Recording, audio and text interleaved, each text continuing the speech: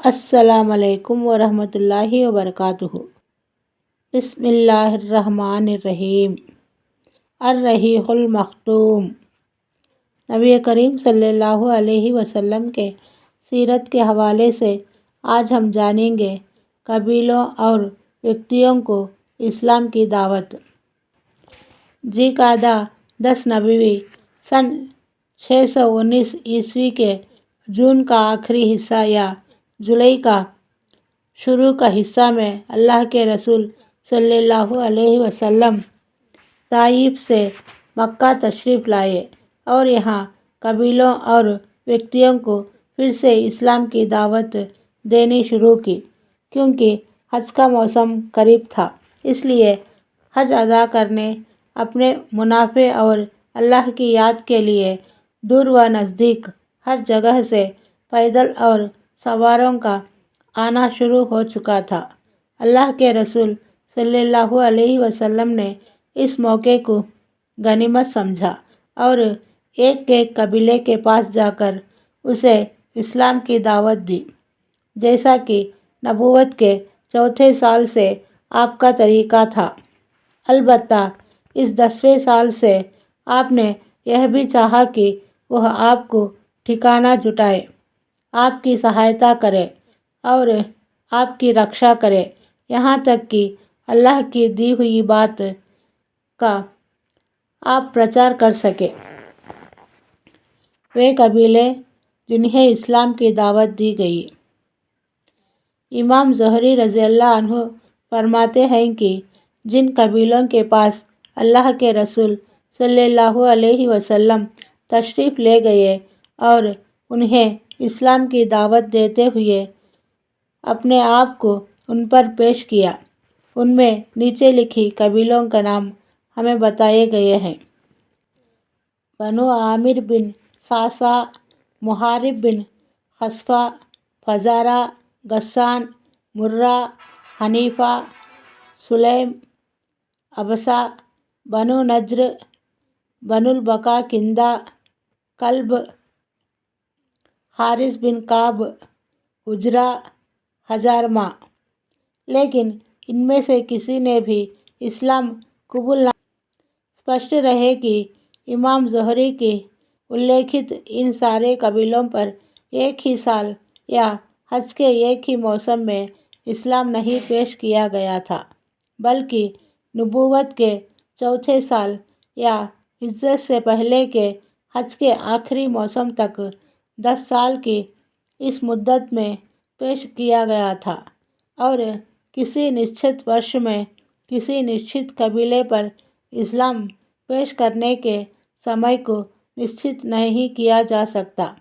البتہ ادھکتر قبیلوں کے پاس آپ 10ویں سال تشریف لے گئے۔ ابن اسحاق نے کچھ قبیلوں پر اسلام کی اور ان کے جواب کا بھی اللیکھ کیا ہے۔ نیچے سنکشیپ میں ان کا بیان نقل کیا جا رہا ہے۔ 1. بنو کلب۔ نبی صلی اللہ علیہ وسلم اس قبیلے کی ایک شاخہ بنو عبداللہ کے پاس تشریف لے گئے، انہیں اللہ کی اور بلایا اور اپنے آپ کو ان پر پیش کیا۔ باتوں بات میں یہ بھی فرمایا کہ اے بنو عبداللہ، اللہ نے تمہارے پردادا کا نام بہت اچھا رکھا تھا، لیکن اس قبیلے نے آپ کی دعوت قبول نہ کی۔ 2. بنو حنیفہ۔ آپ صلی اللہ علیہ وسلم ان کے ڈیرے پر تشریف لے گئے، انہیں اللہ کی اور بلایا اور اپنے آپ کو ان پر پیش کیا، لیکن ان کے جیسا برا جواب عربوں میں سے کسی نے بھی نہ دیا۔ 3. عامر بن صعصع۔ انہیں بھی اپنے اللہ کی اور دعوت دی اور اپنے آپ کو ان پر پیش کیا۔ جواب میں ان کے ایک آدمی بحیرہ بن فارس نے کہا، خدا کی قسم، اگر میں قریش کے اس جوان کو لے لوں تو اس کے ذریعے پورے عرب کو کھا جاؤں گا۔ پھر اس نے پوچھا، اچھا یہ بتائیے، اگر ہم آپ سے آپ کے اس دین پر بیعت کر لیں، پھر اللہ آپ کو ورودھیوں پر غلبہ دے دے تو کیا آپ کے بعد ستہ ہمارے ہاتھ میں ہوگی؟ آپ نے فرمایا، ستہ تو اللہ کے ہاتھ میں ہے، وہ جہاں چاہے گا رکھے گا۔ اس پر اس ویکتی نے کہا، خوب، آپ کی رکشا میں تو ہمارا سینہ عربوں کے نشانے پر رہے، لیکن جب اللہ آپ کو غلبہ دے تو ستہ کسی اور کے ہو، ہمیں آپ کے دین کی ضرورت نہیں۔ غرض انہوں نے انکار کر دیا۔ اس کے بعد جب قبیلہ بنو عامر اپنے علاقے میں واپس گیا تو اپنے ایک بوڑھے آدمی کو، جو بڑھاپے کی وجہ سے حج میں شریک نہ ہو سکا تھا، سارا قصہ سنایا اور بتایا کہ ہمارے پاس قریش قبیلے کے خاندان بنو عبد المطلب کا ایک جوان آیا تھا، جس کا خیال تھا کہ وہ نبی ہے۔ اس نے ہمیں دعوت دی کہ ہم اس کی حفاظت کریں اور اس کا ساتھ دیں اور اپنے علاقے میں لے آئیں۔ یہ سن کر اس بوڑھے نے دونوں ہاتھوں سے سر تھام لیا اور بولا، اے بنو عامر، کیا اب اس کھتی پورتی کا کوئی راستہ ہے؟ اور کیا اس ویکتی کو ڈھونڈا جا سکتا ہے؟ اس ذات کی قسم جس کے ہاتھ میں فلاح کی جان ہے، کسی اسماعیلی نے کبھی اس نبوت کا جھوٹا دعویٰ نہیں کیا، یہ یقیناً حق ہے۔ آخر تمہاری عقل کہاں چلی گئی تھی؟ ایمان کی کرنیں مکہ سے باہر۔ جس طرح اللہ کے رسول صلی اللہ علیہ وسلم نے قبیلوں اور سموہوں پر اسلام پیش کیا، اسی طرح ویکتیوں کو بھی اسلام کی دعوت دی اور کچھ نے اچھا جواب بھی دیا۔ پھر حج کے اس موسم کے کچھ ہی دنوں بعد کئی لوگوں نے اسلام قبول کیا۔ نیچے ان کی ایک چھوٹی سی جھلک پیش کی جا رہی ہے۔ ایک، سوید بن صامت۔ یہ کوی تھے، گہری سوجھ بوجھ والے، یثرب کے رہنے والے۔ ان کے اچ کوٹی کے کوی ہونے اور شریشٹھ ونش کے ویکتی ہونے کی وجہ سے ان کی قوم نے انہیں کامل کی اپادھی دی تھی۔ یہ حج یا عمرہ کے لیے تشریف لے آئے۔ اللہ کے رسول صلی اللہ علیہ وسلم نے انہیں اسلام کی دعوت دی۔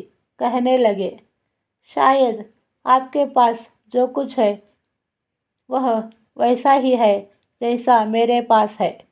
اللہ کے رسول صلی اللہ علیہ وسلم نے فرمایا، تمہارے پاس کیا ہے؟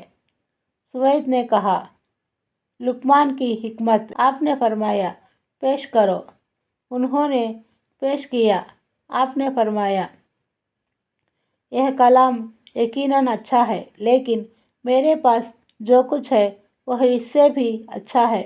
وہ قرآن ہے جو اللہ نے مجھ پر اتارا ہے، وہ ہدایت اور نور ہے۔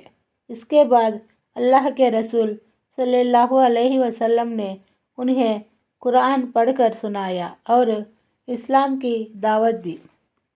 انہوں نے اسلام قبول کر لیا اور بولے، یہ بہت ہی اچھا کلام ہے۔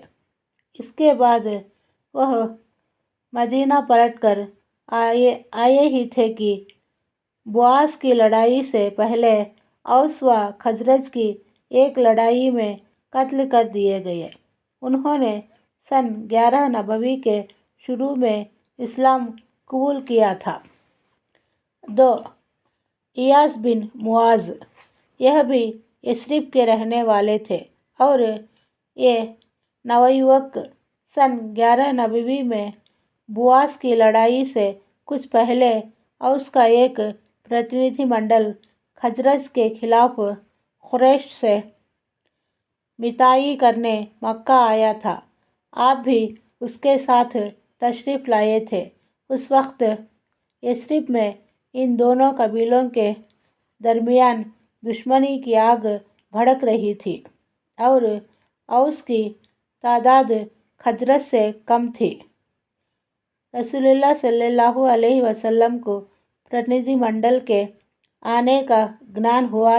آپ ان کے پاس تشریف لے گئے اور ان کے بیچ بیٹھ کر یوں کہا، آپ لوگ جس مقصد کے لیے تشریف لائے ہیں، کیا اس سے بہتر چیز قبول کر سکتے ہیں؟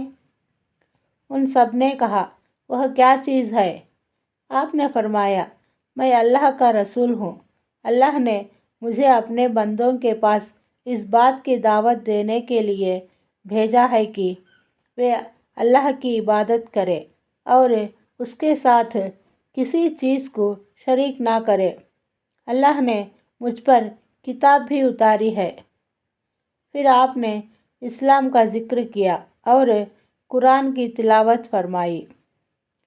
ایاس بن معاذ بولے، اے قوم، یہ اللہ کی قسم اس سے بہتر ہے جس کے لیے آپ لوگ یہاں تشریف لائے ہیں۔ لیکن دل کے ایک سدسیہ عبدالحیثر انس بن رفیعہ نے ایک مٹھی کنکڑی اٹھا کر ایاس کے منہ پر دے ماری اور بولا، یہ بات چھوڑو، میری عمر کی قسم، یہاں ہم اس کے بجائے دوسرے مقصد سے آئے ہیں۔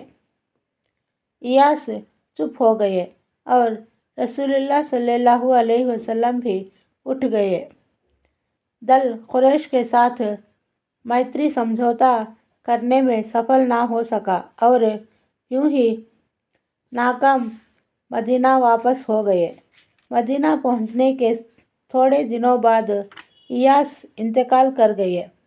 وہ اپنی وفات کے وقت تکبیر و تحلیل اور حمد و تسبیح رب کے گنگان والے شبد کر رہے تھے، اس لیے لوگوں کو یقین ہے کہ ان کی وفات اسلام پر ہوئی۔ السلام علیکم ورحمۃ اللہ وبرکاتہ۔